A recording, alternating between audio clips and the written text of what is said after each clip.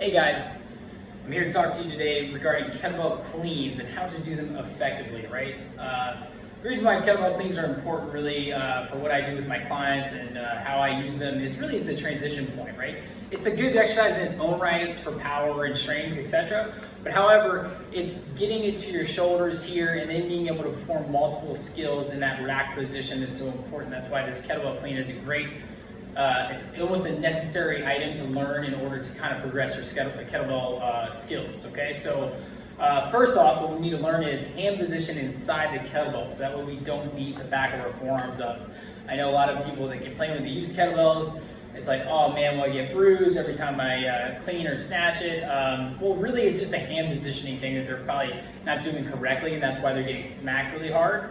So when you go to clean a kettlebell, right, and you catch it, really the hand position is so important. So if you can see the bell, right, you see that angle there, right? You want to be maybe at like a 45 or something like that angle here, and it goes like on the back side of this hand and it hooks into the thumb, right? See how my hand is completely vertical in the bell? I'm not gripping at the top of it like this, right? That's gonna smash it pretty hard, right? But if you catch it like this, that allows the surface area of the bell to kind of fit around the forearm really nicely, right? And I could be here for a long time. And that's what you're looking for, right? That position where it feels, somewhat comfortable and there's no pain in that position at all, right? So that's the end position of the clean. That's where you're gonna catch it, right?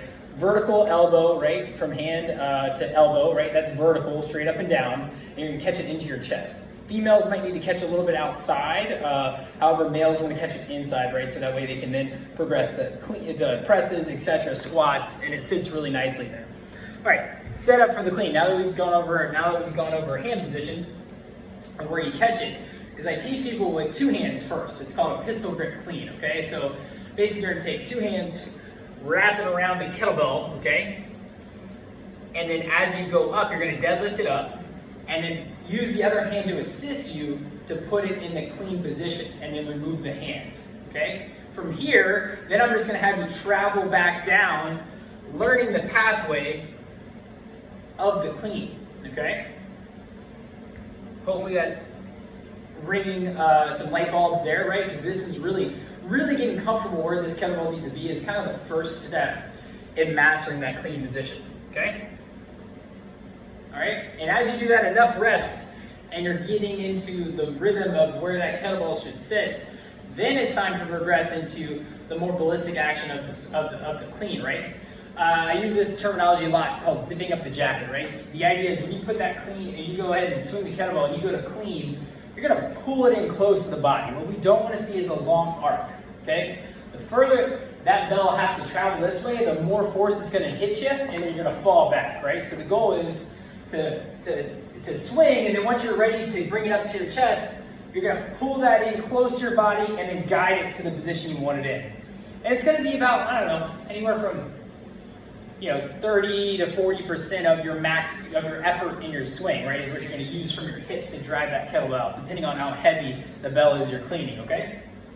So let's go over a demo here. I'm gonna face sideways because I feel like it gives you a good option.